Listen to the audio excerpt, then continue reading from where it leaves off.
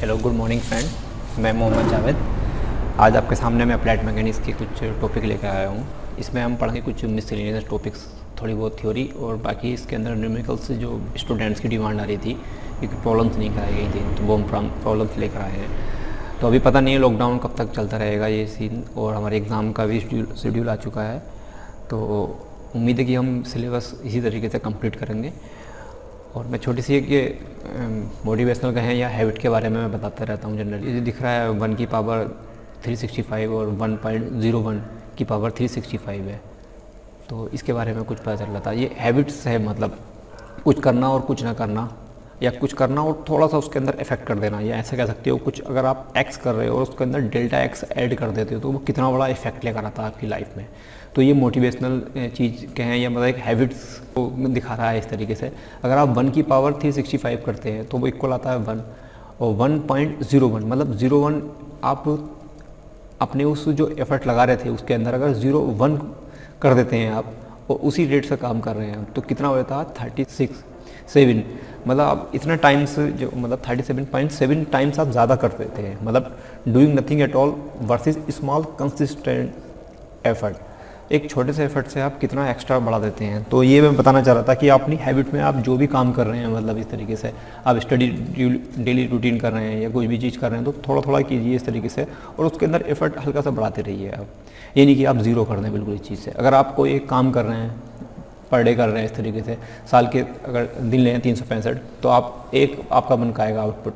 अगर आप उस एक काम में थोड़ा सा 0.01 मतलब कितना आपने 1% आपने बढ़ा दिया इसके अंदर वो करते हैं, तो वो कितना बड़ा एक ह्यूज अमाउंट आपका बढ़ जाएगा इस तरीके से, 37.7 बढ़ जाएगा।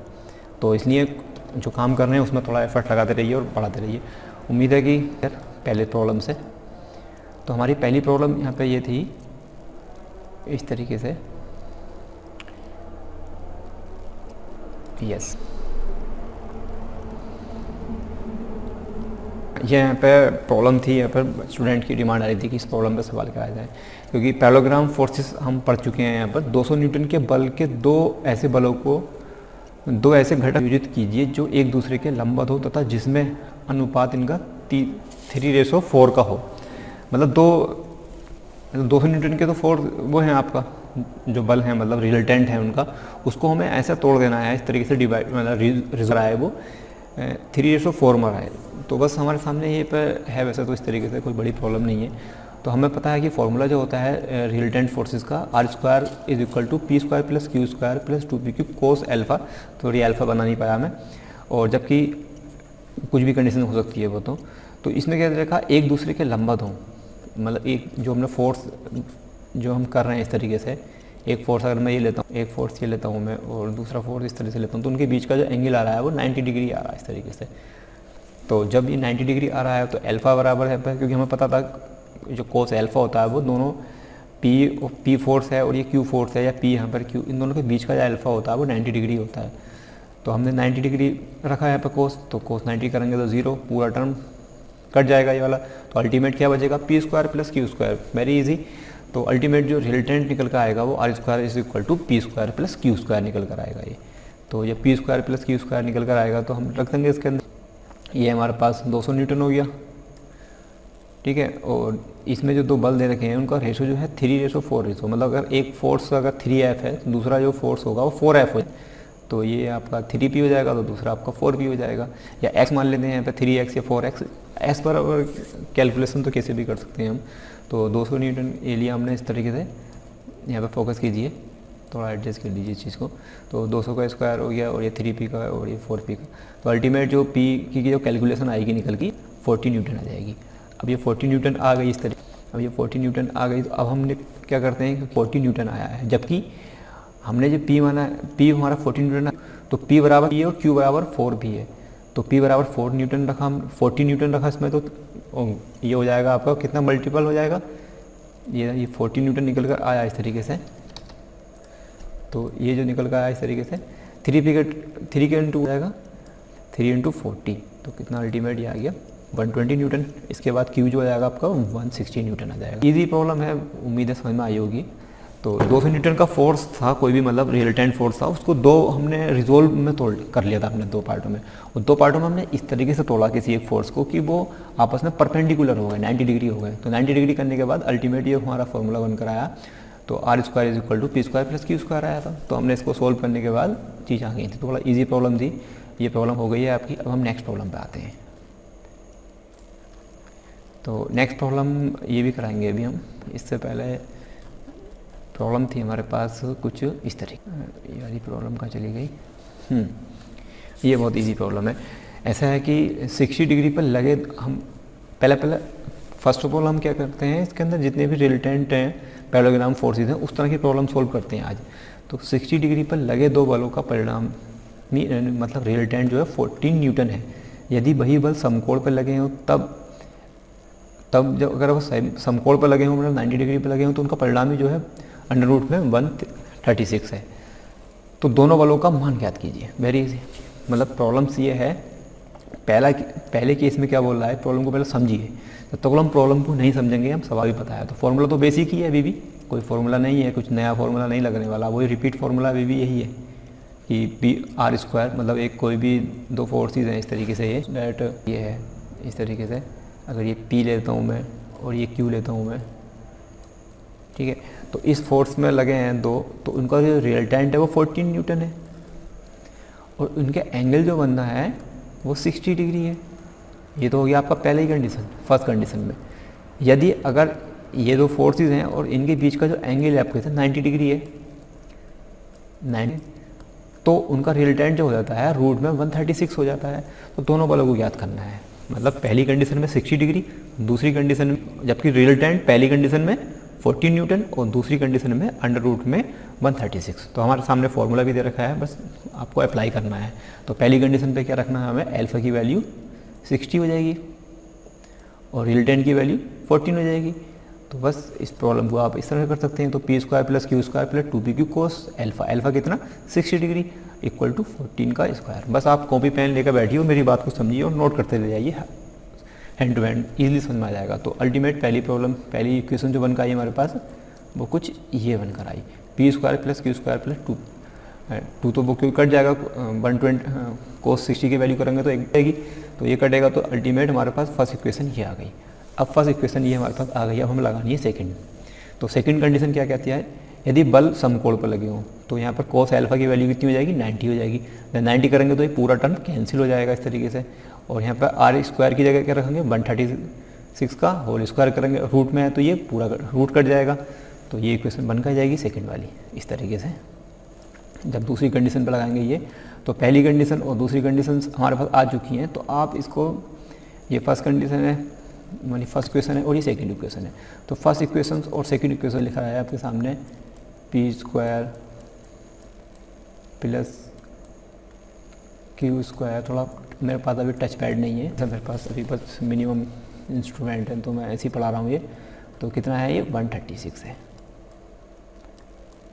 136 है। अब इसे सोल्व करोगे तो अल्टीमेट ये जो वाला पार्ट है इस वाली इक्वेशन के अंदर रख दोगे, क्या निकल कर आ जाएगा हमारे पास। प्रॉब्लम को कीजिए, आप आपको दिख जाएगा, करोगे तो पेन कॉपी यूज़ करोगे तो हो जाएगा। तो पी क्यू को इसे सोल्व करने के बाद पी क्यू वैल्यू समथिंग आ जाएगी। तो 196 माइनस करोगे 136 में तो ये निकल के आ जाएगी इसकी। तो 60 बचेगा, ये 60 बच गया पी क्यू। अब हमारे पास पी क्यू की वैल्यू कितनी आ गई, ये निकल कर आ गई 60 आ गई। अब पी क्यू, अब देखो अपनी तरफ से पी प्लस क्यू का होल स्क्वायर कर दीजिए इस तरीके से। जब पी प्लस क्यू का होल स्क्वायर करेंगे तो P square plus Q square plus 2p, ये क्यू है, गलत लिख दिया इन्होंने यहाँ पे। तो हमें पता है पी क्यू की वैल्यू हम निकाल चुके हैं और पी स्क्वायर प्लस क्यू की स्क्वायर की वैल्यू हमारे पास 136 है, सेकेंड इक्वेशन से। और अभी हमने निकाला था ये क्यू है, यहाँ पर सही लीजिए, और पी क्यू की वैल्यू निकल के 60 आई है। तो हम ये वाली वैल्यू पुट कर देंगे इसका। तो अल्टीमेट क्या निकल कर आएगा, इसका रूट निकलने के बाद थर्ड इक्वेशन निकल कर आएगी हमारे पास ये थर्ड इक्वेशन है, पी प्लस क्यू बराबर 16। अब p प्लस क्यू बराबर 16 आ गया। अब हम क्या करते हैं, इस प्रॉब्लम को सोल्व करने के लिए p माइनस क्यू का होल स्क्वायर कर देते हैं। इक्वल टू कितना होता है, पी स्क्वायर प्लस, ये हाई स्कूल लेवल की प्रॉब्लम है, हाई स्कूल लेवल का मतलब प्रॉब्लम क्या है, P square plus Q square minus 2pq। अब हमारे पास ये वैल्यू भी पता है और ये पूरी वैल्यू भी पता है हमें। तो अल्टीमेट क्या निकल कर आएगा, p minus Q equal to 4 आ जाएगा। तो ये क्वेश्चन हो गई हमारे पास फोर्थ। अब हम क्या करेंगे, इक्वेशन नंबर 4 को सोल्व करेंगे ईजिली। हमें दिख भी रहा है Q से Q कटेगा और 2P आ जाएगा। 2P इज इक्वल टू हो जाएगा आपका 20 हो जाएगा, और 2 से डिवाइड करेंगे तो P बराबर 10 आ जाएगा। और P की वैल्यू इक्वेशन नंबर 3 और 4 किसी में भी Q की वैल्यू भी निकल के आ जाएगी 6 न्यूटन। तो बड़ा इजी प्रॉब्लम थी बस। तो छोटा सा एक क्विक रिवाइज ले लेते हैं इस प्रॉब्लम में। मतलब ऐसा था, एक सवाल दे रखा था इस तरीके से कि डिग्री पर लगे परिणामी बल थे, मतलब से 2 फोर्सेस थे, उनके बीच में एंगल जो था 60 डिग्री था, उस पर रिजल्टेंट जो आ रहा था R वो 14 न्यूटन आ रहा था। तो ये पहली केस में था, तो हमने फॉर्मूला लगाया और उसको इक्वेशन बना ली नंबर 1। इसी तरीके से क्या कर रहा था इसके अंदर, ये सेकंड इक्वेशन में क्या था कि उसमें अल्फा की जो वैल्यू है वो 90 डिग्री है, बट उनका रिजल्टेंट अब कैसे जो है होता है।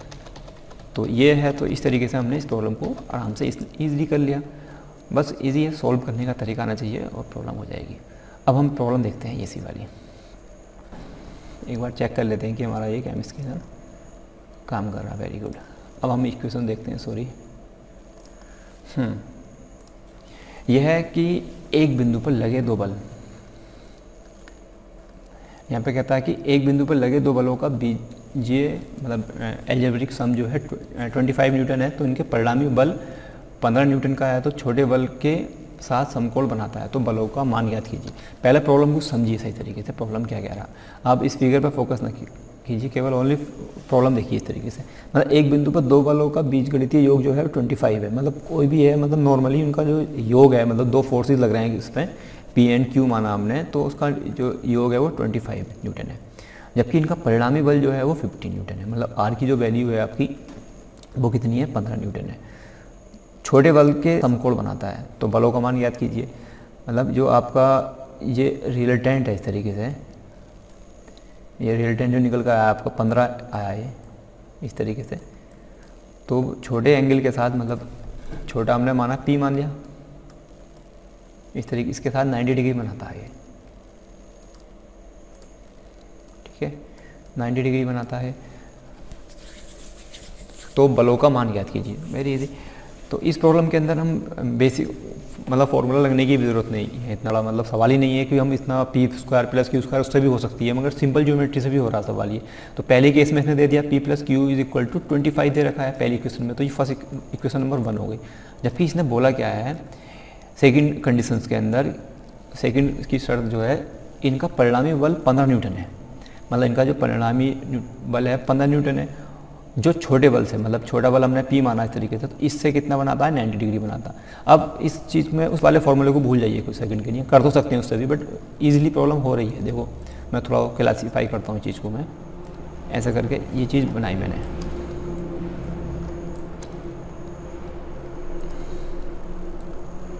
मैं इसको समझाने के लिए बना रहा हूँ ये फिगर थोड़ा सा। तो इसमें क्या बोल रखा है यहाँ पे, अगर ये इसका रिजल्टेंट है, सपोज दैट ये इसका रिजल्टेंट है R, अगर मैंने R माना, और ये R जो दे रखा है इन्होंने, R जो दे रखा है वो 15 दे रखा है, ऐसा मानिए जगह है 15 दे रखा है ये, और ये वैल्यू हमने P मानी है। अब इसके साथ Q भी होगा, तो Q में नहीं बना रहा अभी फ़िलहाल। तो इसका जो रिजल्टेंट है ये जो भी है इस तरीके से, तो क्या दे रखा है ये 90 डिग्री बनाता है। तो 90 डिग्री बनाता है, तो बाकी जो फोर्स बनेगा दूसरा वाला, क्योंकि हम क्या करते हैं, हम 2 फोर्सेस होते हैं P एंड Q होते हैं, तो P एंड Q भी किसी भी पॉइंट पे बनते हैं इस तरीके से, ये P होता है और ये Q होता है, उसके बीच में जो उसके जो रिजल्टेंट होता है वो होता है इस तरीके से। तो आप क्या कर सकते हैं, इसमें सिंपल पाइथागोरस लगा सकते हैं हम। तो पाइथागोरस थ्योरम में लगाएंगे तो ये आपका Q हो जाएगा फोर्स, तो Q² P² + R², R कितना है 15 है। तो इक्वेशन हमारी जो आ जाएगी सेकंड वाली, वो इस तरह से आ जाएगी, इसी वाली, ये वाली फोकस कीजिए, ये इक्वेशन इस तरह बनकर आ जाएगी। फिगर में भी दिख रहा है वैसे तो इसका, नॉट ए बिग डील, क्योंकि जब हम इसे P माना, इसे हमने Q माना, इस फिगर पर अगर फोकस करें हम यहाँ पर इतने पे ऐसा करके इस तरीके से, तो P हमारे पास ये है, Q ये है हमारे पास, रिजल्टेंट है वो 15 था, और 15 जो बना रहा है, यानी रिजल्टेंट 15 जो बना रहा है वो उसके साथ P के साथ बना रहा है, छोटे एंगल के साथ, हमने छोटा P मान लिया इस तरीके से, वो 90 बना रहा। तो इस वाले फोकस अगर हम ट्रायंगल के अंदर फोकस करें इस तरीके से यहाँ पर, क्योंकि पैरेललोग्राम फोर्सेस बना, तो Q और सॉरी इसमें पाइथागोरस थ्योरम में लगा दिया हमने यहाँ पर ये लगाई हमने पाइथागोरस में।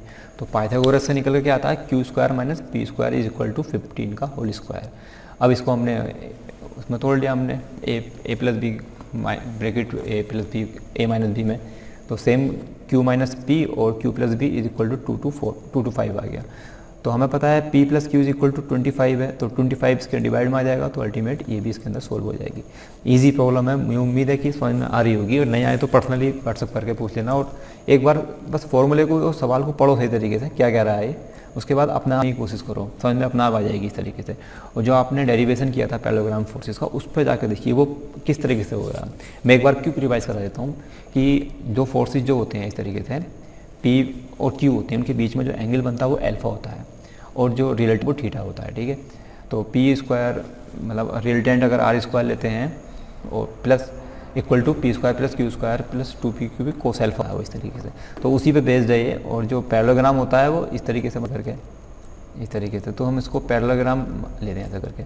तो ये अगर p है इस तरीके से और ये हमारा q है, तो इसको हमने पैरेललोग्राम तोड़ दिया तो ये भी q हो जाता था इस तरीके से, क्योंकि पैरेललोग्राम फोर्सेस की जो आमने सामने की जो होती हैं वो पैरेलल होती हैं और नहीं होती हैं वो इस तरीके से। उम्मीद है समझ में आया होगा, कोई बड़ी बात नहीं थी इस प्रॉब्लम में भी। नेक्स्ट प्रॉब्लम भी कुछ इसी तरीके से है, ये पुरानी प्रॉब्लम पे बेस्ड है थोड़ा सा। दो बलों की 5 के अनुपात में है, मतलब कोई दो फोर्सेस हैं P एंड Q, तो उनकी वैल्यू नहीं पता बट उनको रेशो में तोड़ दिया गया 3:5 है। मतलब अगर एक की वैल्यू 3 यूनिट है तो दूसरे की जो वैल्यू है वो 5 यूनिट है, तो 3 का मल्टीपल या 5 का मल्टीपल उसे बोलते हैं अनुपात। तो परिणामी कम मान बल से समकोण बनाता है, तो सेम प्रॉब्लम है वो भी। तो परिणामी बल के मान पर दोनों बल में से बड़े बल का अनुपात ज्ञात कीजिए। वेरी इजी, ये भी प्रॉब्लम कोई ऐसी बड़ी नहीं है। इस प्रॉब्लम में क्या बोला गया, फिगर पर फोकस कीजिए पैरेललोग्राम फोर्सेस पर, कि इसमें परिणामी जो बल बनना है R कम मान वाले बल से समकोण बनाता है।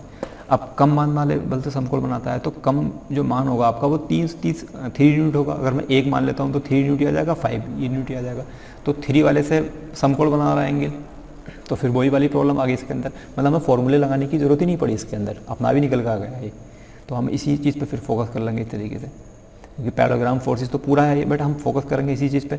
तो जो रिजल्टेंट है इसका R, तो वो छोटे वाले से, क्योंकि छोटा इसमें 3 होगा, 3 न्यूटन नहीं होगा, 3 यूनिट होगा अभी ये, ठीक है। तो इसमें हमने 3x माना या कुछ भी मानता तो हमने p मान लिया इसमें, तो 3p हो जाएगा, ये हो जाएगा 5p, क्योंकि ये फोर्स और ये फोर्स तो सेम होगा by the help of parallelogram force, तो ये चीज़ सेम होगी। तो हमने केवल क्या किया, ट्राइंगल OCA पे फोकस किया हमने।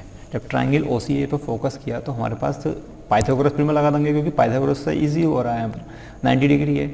तो क्या बन जाएगा, 5p का whole square is equal to R square plus 3p का होल स्क्वायर। तो ये बनकर आएगा हमारे पास, तो R स्क्वायर बराबर जो आ जाएगा 16p का होल स्क्वायर आ जाएगा। अब इसके अंदर रूट लेंगे दोनों को, तो ये हमारे पास फाइनली निकल कर आ जाएगा ये। तो R बराबर 4p, अब R बराबर 4p आ जाएगा। तो इसमें पूछ के रहा है सवाल के अंदर, परिणामी बल के मान पर दोनों बलों में से बड़े बल का अनुपात ज्ञात करो। मतलब परिणामी बल और बड़े बल का, जो परिणामी है आपका R और बड़े का, मतलब दोनों का जो रेशो बताना हमें। तो परिणामी R है हमारे पास कितना है, 4p निकल का आया हमारे पास, ही दे रखा है। और बड़ा बल इसमें कितना होगा, वो 5 वाला होगा, तो 5p हो गया वो, क्योंकि हमने p माना था इस तरीके से। तो ये आ जाएगा 4:5 अनुपात निकल कर आ जाएगा। कोई भी बड़ी प्रॉब्लम नहीं थी, जब रेशो पूछ लिया और उसमें थोड़ा सा कुछ आगे पूछा था। तो उम्मीद है समझ में आया होगा, ये प्रॉब्लम भी कुछ बड़ी प्रॉब्लम नहीं थी। आप कॉपी पेन लेकर बैठिए और अपना आप ट्राई कीजिए इस प्रॉब्लम को, हो जाएगा, कोई भी बड़ी प्रॉब्लम नहीं है। बेसिक फॉर्मूले लग रहे हैं अभी तो।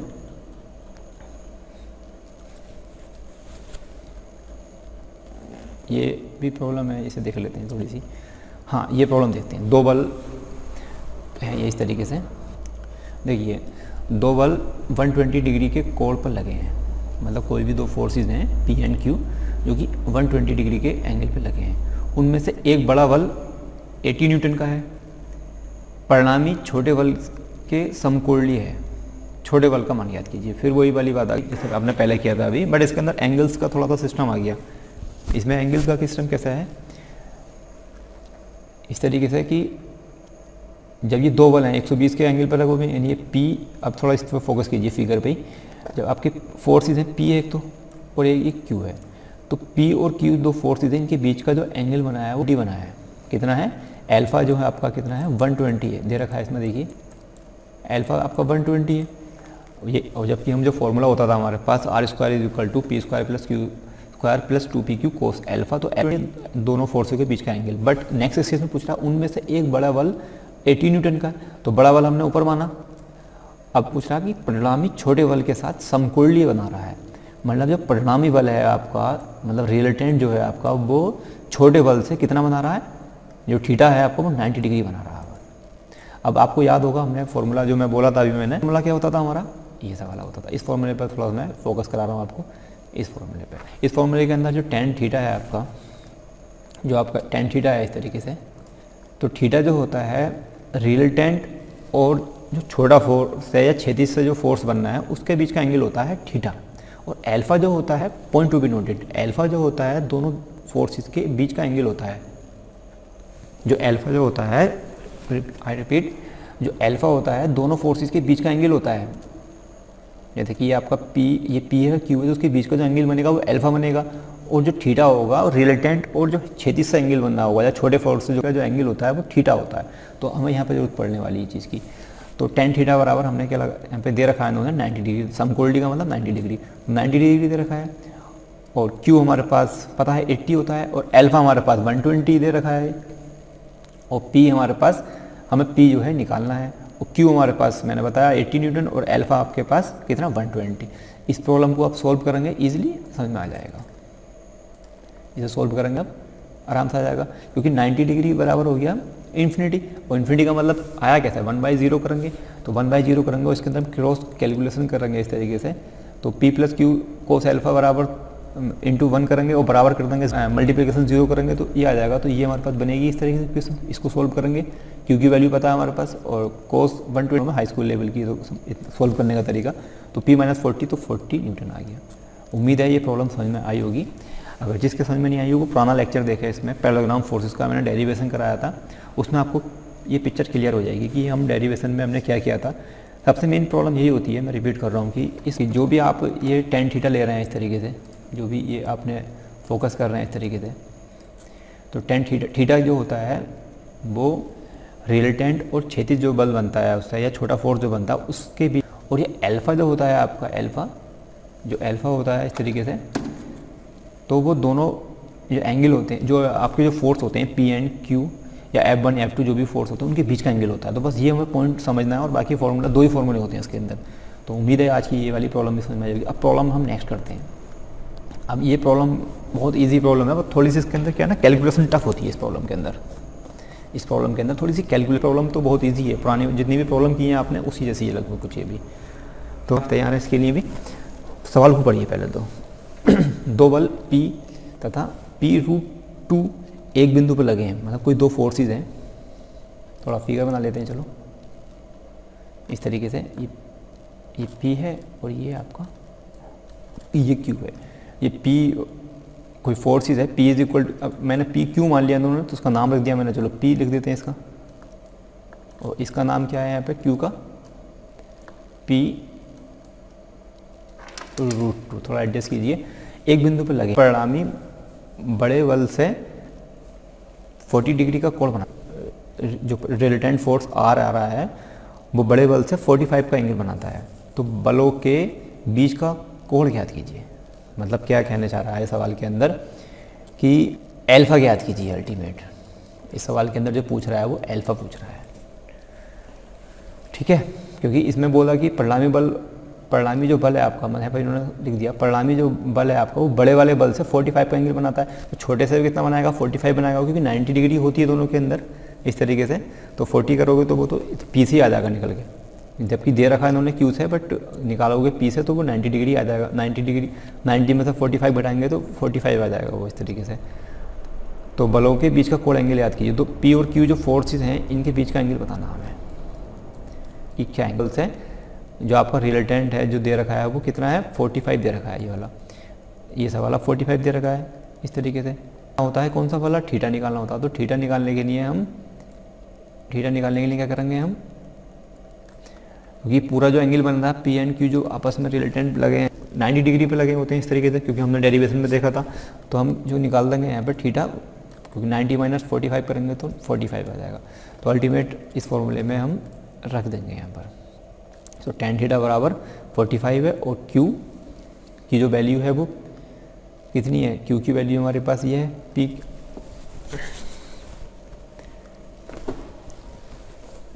एक मिनट, तो ये हम रखेंगे इसके अंदर, तो P साइन अल्फा, और कोई बात नहीं इसमें हो जाएगा इस तरीके से। तो tan 45 की वैल्यू बन आ जाती है, और P इसमें रखने के बाद ये प्रॉब्लम, ये क्वेश्चन बन कर आ जाएगी आपकी इस तरीके से। तो उम्मीद है ये प्रॉब्लम भी इस तरीके से समझ में आ जाएगी। अब इस प्रॉब्लम को सॉल्व करने के लिए ये हमारे पास आ गई, अल्फ़ा निकालना है। अब अल्फ़ा निकालने के लिए हमने क्या किया, इसमें डिवाइड कर दिया उन्होंने 1/√2 1/√2 से, इस तरीके से करेंगे तो, या रूट 2 से डिवाइड किया हमने दोनों तरफ, तो ये कट गया इसके, तो ये आ गई वैल्यू।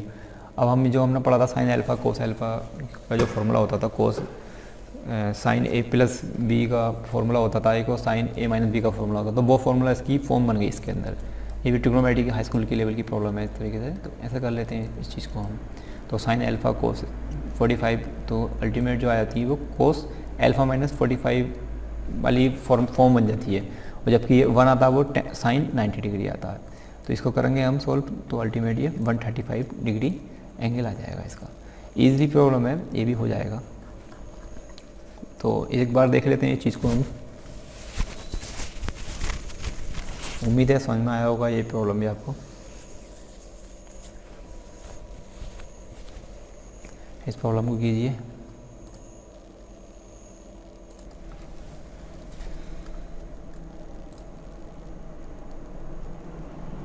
हाँ, यहाँ पे ये प्रॉब्लम थी, एग्जाम्पल नंबर 12 हम देख रहे हैं। यहाँ पर किसी पिंड पर लग रहे दो बलों P एंड 4P के परिणामी की दिशा में कोई भी परिवर्तन नहीं किया जाता है, जबकि पहले बल का मान 10 न्यूटन से बढ़ाकर दूसरे का मान 50% बढ़ा दिया जाता है।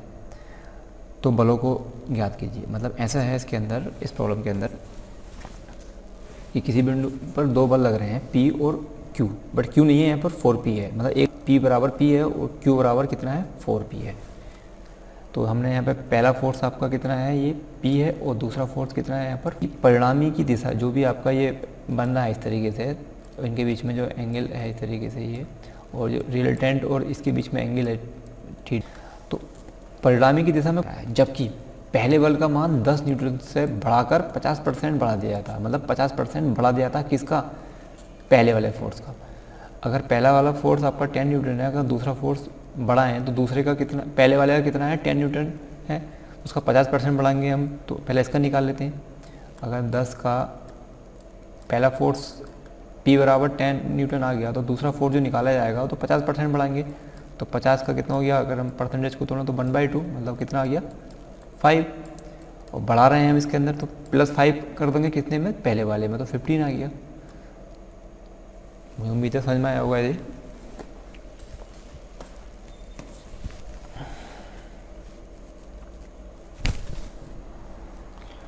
तो ये चीज़ इसके अंदर निकल के आ जाएगी यहाँ पे। सॉरी, मैंने कुछ शायद गलत बोल दिया यहाँ पे। पहला बल अगर P है और दूसरा बल 4P है, तो पहले बल का मान जो है 10 न्यूटन है, और दूसरे का जो बढ़ा रहे हैं वो 50% जो बढ़ा रहे हैं। तो पहले का जो बढ़ा 10 न्यूटन बढ़ाएंगे हम, P + 10 बन गया, और दूसरे का जो बढ़ाएंगे 4P बढ़ाएंगे। थोड़ी सी गलती हो गई वो। तो यहाँ पे ये क्या था, तो पहला ये वाला जो बढ़ाएंगे इस तरीके से, तो पहला जो फोर्स है आपका P था, तो P से कितना हो जाएगा 10 हो जाएगा। तो पहले ये बढ़ गया इस तरीके से, और दूसरे वाले केस में जो बढ़ेगा आपका 4P से 50% बढ़ाएंगे, तो 4P से 50% बढ़ाएंगे इसका। तो यहाँ पे कैलकुलेशन की होगी इन्होंने, यहाँ पर ये हो जाएगा इसका 4P + 4P का 50% करेंगे, ये हाफ हो जाएगा इसका, और जोड़ देंगे इसमें 6 हो जाएगा। मतलब कहने का मीन ये है कि पहले जो फोर्सेस दे रखे थे आपके P एंड Q की फॉर्म में अगर मालूम है, तो वो P एंड 4P दे रखे थे, जबकि दूसरे जो केस में दे रखे थे वो P से बढ़ा रहे थे इसको 10 में, और 4P से बढ़ा रहे थे हम 50%। परसेंट में है ये, तो किसका बढ़ाएंगे 4P का परसेंट करेंगे, तो 4P का जब 50% करेंगे, आधा करेंगे, तो कितना जाएगा 2P, और बढ़ा रहे हैं तो हम उसमें 2 जोड़ देंगे, तो 4P + 2 मतलब 6 हो जाएगा। तो अल्टीमेट हमारा क्या आ जाएगा 6 न्यूटन आ जाएगा। तो tan थीटा बराबर, तो वही बेसिक फॉर्मूला लगाएंगे इसके अंदर, tan थीटा बराबर सेकंड वाला फोर्स और दूसरा वाला फोर्स प्लस उसका फिर शायद कोस ले लेते हैं, तो 6p बन जाएगा यहाँ पर, क्योंकि यहाँ पर क्या है Q है 6p है, और साइन अल्फ़ा लेते हैं, फिर p प्लस 10 p लेते थे, फिर यहाँ पर कोस अल्फ़ा लेते थे हम। तो बेसिक फॉर्मूला लगाएंगे इसके अंदर, और जबकि क्या रखा है इन्होंने, डायरेक्शन चेंज ना हो, तो डायरेक्शन हमेशा थीटा जो है दोबारा से वही है, टेन थीटा बराबर टेन थीटा सेम है अभी भी। तो इस वाली इक्वेशन फर्स्ट है, ये इक्वेशन सेकंड है, दोनों को आपस में बराबर रख देंगे। तो चीज़ें जो है साइन अल्फ़ा से सर, और p से यहाँ पर p कट जाएगा, और यहाँ पर p कॉमन ले लेंगे तो p पूरा ही इसके अंदर ये p है, सॉरी ऊपर वाला p कटेगा ओनली, नीचे वाला नहीं कटेगा, क्योंकि p तो हमें निकालना ही है यहाँ पे। तो ये हम इसको कैलकुलेशन करेंगे तो ये p बराबर 20 न्यूटन आ जाएगा। अब p बराबर 20 न्यूटन आ गया है यहाँ पर, तो अब हमें निकालना है q, तो q कितना है इसका, ये है इस तरीके से जोड़ दिया इसके अंदर हमने, क्योंकि 4p हो जाएगा ये इसके अंदर, तो ये आपका ये आ जाएगा q बराबर 4p हो जाएगा। तो इस तरीके से प्रॉब्लम है ये, उम्मीद है कि समझ में आया होगा यहाँ पे, क्योंकि p की वैल्यू निकालनी थी, p के अंदर अगर हमें निकालना है तो ये निकाल सकते हैं, तो हम दोनों ही फोर्स इसके अंदर आराम से निकाल सकते हैं। तो पहला फोर्स 20 न्यूटन आ गया, क्योंकि p की वैल्यू 40 आ गई यहाँ पे इस तरीके से, मतलब p की वैल्यू 20 न्यूटन आ गई यहाँ पर। अब q की निकालनी है तो 4p हो जाएगा ना उसका इस तरीके से, क्योंकि 4p दे रखा है यहाँ पर, तो इसलिए प्रॉब्लम निकाल सकते हैं, क्योंकि उन्होंने फोर्स की जो वैल्यू दे रखी है वो p के रूप में दे रखी है। तो पहला जो p आ गया वो 20 न्यूटन आ गया, और दूसरा जो आ गया वो 4p आ गया। तो 4p अब करेंगे इसके अंदर, तो p की वैल्यू पुट करेंगे ना, तो वो है 4 टाइम, तो कितना हो गया 80 बन जाएगा। तो ये प्रॉब्लम भी आप बेसिक कोई बड़ी प्रॉब्लम नहीं दी है, प्रॉब्लम और भी है यहाँ पे कुछ, मैं एक तरीके से छोटा सा असाइनमेंट के रूप में ले लीजिए, बलों के समानांतर जो पैराग्राम के ऊपर ये प्रॉब्लम दे रखी है, छोटी छोटी अनसोल्व प्रॉब्लम। तो इन प्रॉब्लम को कर लीजिए, जैसे मैंने ये प्रॉब्लम कराई थी, दो बलों के बीच में 60 है और उनके बाद में 120 डिग्री का कोण होता है, तो दोनों के परिणामी बलों में इतने का रेशो है, तो ये रूट में दे दिया इन्होंने। तो आप इनको दोनों को फोर्सेस को निकाल सकते हो, पहली इक्वेशन बनेगी इस वाले से, फिर दूसरी की बनेगी इक्वेशन से, दोनों को डिवाइड करोगे तो उनका रियल टाइम इस तरह दे रखा है। एक ये प्रॉब्लम थी, ये भी मैंने कराई थी, तो ये भी मैं करा रहा था, ये भी मैं करा रहा था इस तरीके से, क्योंकि पहला फोर्स आपका p है, फिर दूसरा 4p है। पहली कंडीशन में कोई भी तुम्हारा डायरेक्शन चेंज नहीं हो रही है, टेन थीटा की वैल्यू, तो पहले वाले फोर्स के अंदर p से हमने कितना कर दिया 10 न्यूटन कर दिया, मतलब p प्लस 10 न्यूटन, और दूसरे वाले कितना किया 4 न्यूटन प्लस 50% बढ़ा दिया था, तो 6p आ जाएगा इसका भी। तो अभी मैंने कराई थी उसी टाइप की प्रॉब्लम थे ये भी, तो ये प्रॉब्लम थे छोटी छोटी, ये भी मैंने कराई थी इस तरीके से, इस टाइप की प्रॉब्लम भी करा चुका हूँ, वैल्यू अलग है इसकी। तो ये छोटी छोटी प्रॉब्लम्स हैं, आप कर लीजिए इस तरीके से, और थोड़ा लेक्चर आज बड़ा हो गया लगता है, तो ये कर लीजिए यहाँ पर। और क्या रह गया इसके अंदर, ये प्रॉब्लम भी करा देंगे इसके अंदर भी, ये भी कोई बड़ी प्रॉब्लम नहीं है, उम्मीद है कर नहीं होगी तो मैं ये व्हाट्सअप कर देना, मैं कर दूँगा सारी प्रॉब्लम ये। नेक्स्ट हमने बता दिया था हैबिट्स के बारे में। देखो कोई भी एफर्ट लगा रहे हैं आप, नॉर्मली मैं बता रहा हूँ आपको, उसमें आप थोड़ा सा ऐड कर दीजिए अपना, थोड़ा अपना एफर्ट लगा लीजिए इस तरीके से, बुक से किसी भी चीज़ से, तो वो कितना ह्यूज बताए। कोई भी आप कोई किताब पढ़ रहे हैं, कुछ भी नॉवल पढ़ रहे हैं, तो आप एक पेज पढ़ रहे हैं तो थोड़ा सा उसको पढ़ाना स्टार्ट कीजिए डेली इस तरीके से, तो वो चीज़ें इंक्रीजमेंट होता रहेगा। तो मैं जो करा रहा हूँ आपको एक्स करा रहा हूँ, आप उसमें डेल्टा एक्स ऐड कर दीजिए, तो वो चीज़ इतना इफेक्ट हो जाएंगी। तो हैबिट पे डिपेंड करता है, कुछ ना कुछ करना बेटर होता है। ये हमारे गेम्स हुए थे पॉलिटेक्निक में, तो उसका कुछ पिक ली थी मैंने, उम्मीद है सब याद कर रहे होंगे कॉलेज को। ये इसका गार्डन का फोटो है हमारे,